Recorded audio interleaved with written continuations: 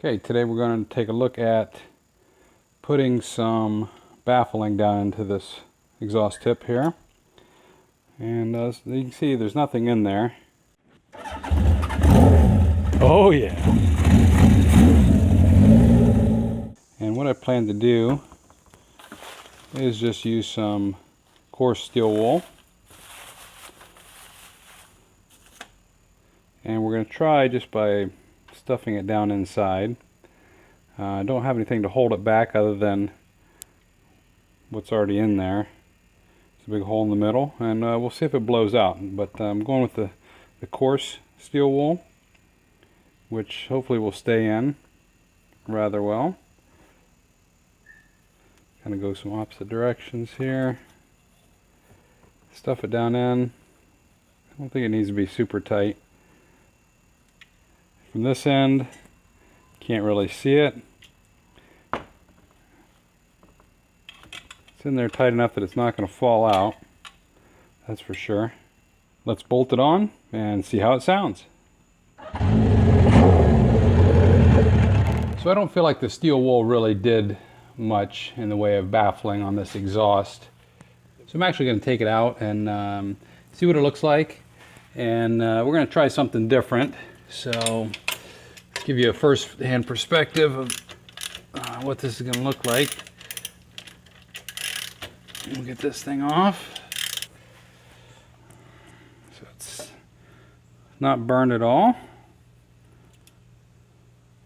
Doesn't look like it's really come out of the end at all. Let's go ahead and take this out.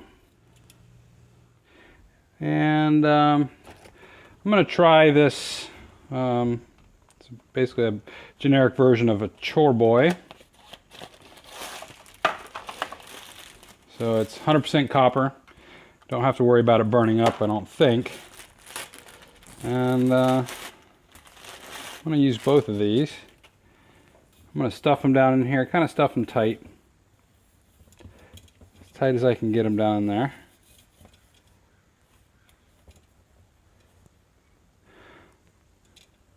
Yeah, we'll see how that does. We'll give that a shot. Put this back on.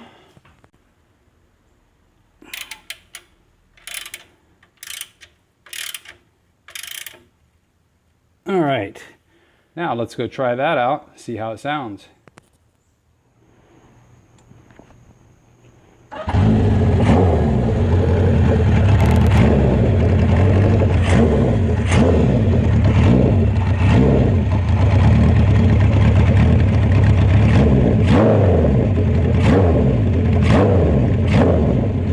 Let's give it a little test, see how it goes.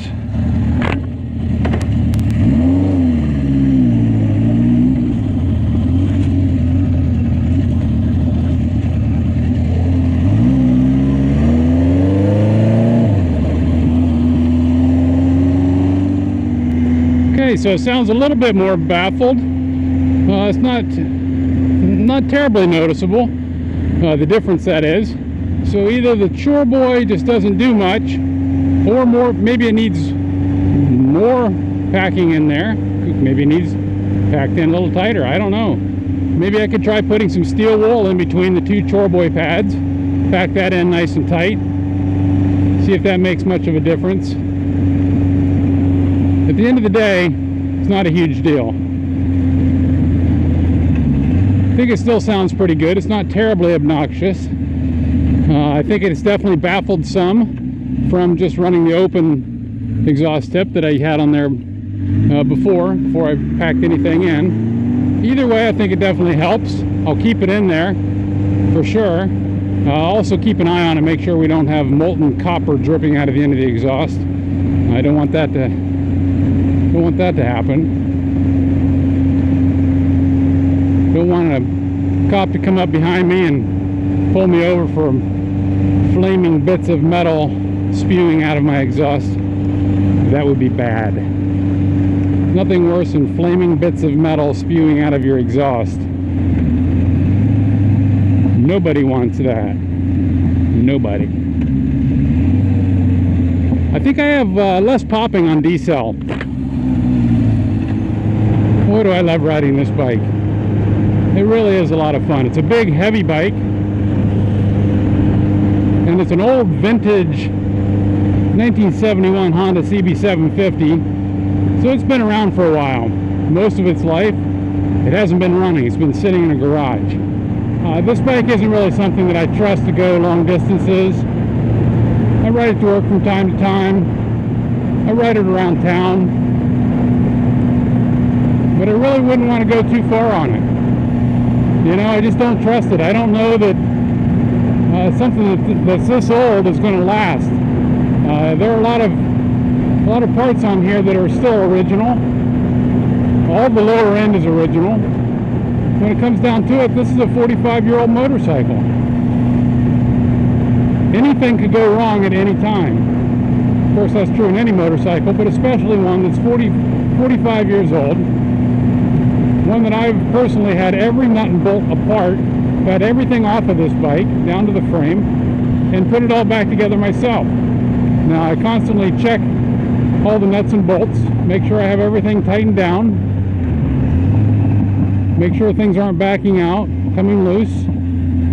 There's a lot of vibration on this bike, obviously. I don't want anything to come loose. It could be catastrophic.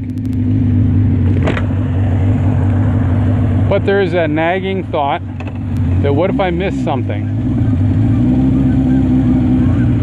So even though I don't trust this motorcycle for long rides, and it's certainly not comfortable for long rides anyway, I trust it enough to just run around town and have fun. I can go to some bike events that are local, can take it out and cruise around, sometimes by myself, sometimes with my wife, when we get a chance to go out and ride together.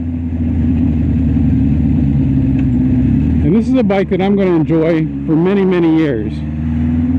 I put so much time, money, and effort into this bike, a lot of blood, sweat, and tears, that I can never get rid of it. And I really plan to just continue to improve it, make changes, make tweaks, test things, see how something performs, see if I like it or don't like it.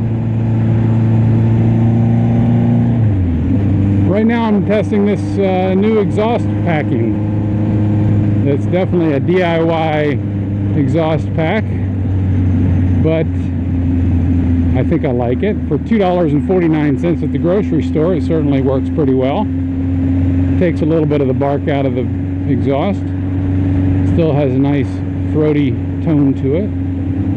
Hey now, okay.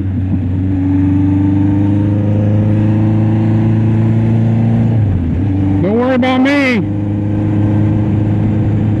That's why I keep my eyes open and watch out for every single vehicle on the road or off the road, coming out of another road, parking lot, whatever, doesn't matter. They all are trying to pull out in front of me and kill me. I've been applying that philosophy for 30 years, over 30 years of riding, and it's worked for all these decades for me. I'm still alive. I always anticipate what these guys are going to do and assume that every single person is going to pull out in front of me. I apply that same mindset to when I drive my car as I do to riding my motorcycle.